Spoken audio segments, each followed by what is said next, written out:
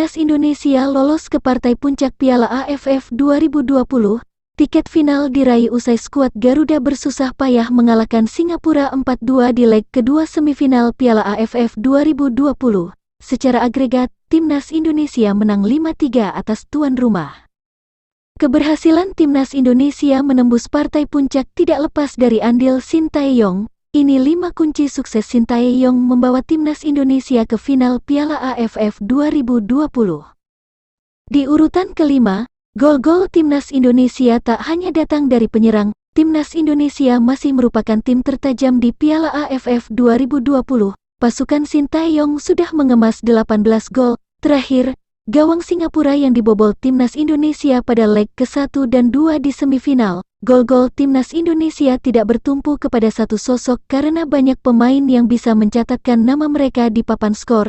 Sekadar informasi, top skor Timnas Indonesia di Piala AFF 2020 adalah Irfan Jaya yang telah mencetak 3 gol.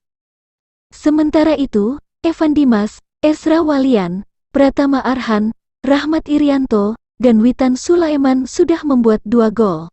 Lalu, Asnawi Mangkualam Bahar, Elkan Bagot, Egy Maulana Fikri, dan Ramai Rumakik telah mencetak 1 gol. Di urutan keempat, fisik pemain Timnas Indonesia lebih kuat. Timnas Indonesia tidak pernah kekurangan pemain berbakat, akan tetapi, bakat itu kerap tidak didukung dengan fisik yang bagus. Hal itulah yang diperbaiki Sintayong sejak menjabat sebagai pelatih Timnas Indonesia pada tanggal 1 Januari tahun 2020. Hasilnya dapat dilihat di Piala AFF 2020 saat para pemain Timnas Indonesia mampu bermain dengan intensitas tinggi dalam 90 menit. Di urutan ketiga, pemain Timnas Indonesia bermental baja. Selain fisik, mental juga kerap menjadi masalah bagi Timnas Indonesia. Ketika tertinggal, Timnas Indonesia kerap kesulitan untuk bangkit dalam pertandingan. Hal itu pun diperbaiki oleh Sintayong. Di urutan kedua, Timnas Indonesia tahu cara main di turnamen. Timnas Indonesia asuhan Sintayong tahu caranya untuk sukses di turnamen. Sintayong tidak ragu untuk bermain defensif demi mendapatkan hasil positif dari lawan yang lebih kuat. Contohnya, saat melawan Vietnam, Sintayong membuat Timnas Indonesia menjadi tim super defensif sehingga mampu meraih hasil imbang 0-0. Hal itu mungkin tidak disukai beberapa pihak. Tetapi poin lebih penting daripada permainan cantik dalam turnamen seperti Piala AFF.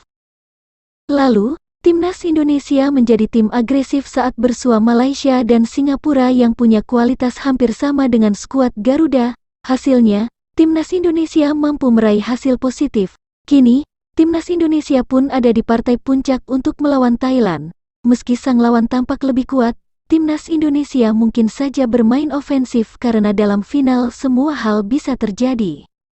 Di urutan ke-1, taktik Sintayong susah ditebak. Sintayong membuktikan kualitasnya sebagai juru taktik di Piala AFF 2020. Dia kerap mengubah formasi Timnas Indonesia pada setiap pertandingan, tetapi tidak menghilangkan karakteristik gaya mainnya yang fokus pada operan-operan pendek dan high pressing. Sejauh ini, Timnas Indonesia memakai formasi 4-3-3, 4-1-4-1, 5-4-1, dan 4-4-2. Perubahan di antara keempat formasi itu pun kerap terjadi dalam satu pertandingan sesuai jalannya permainan. Hal ini membuat permainan Timnas Indonesia susah ditebak.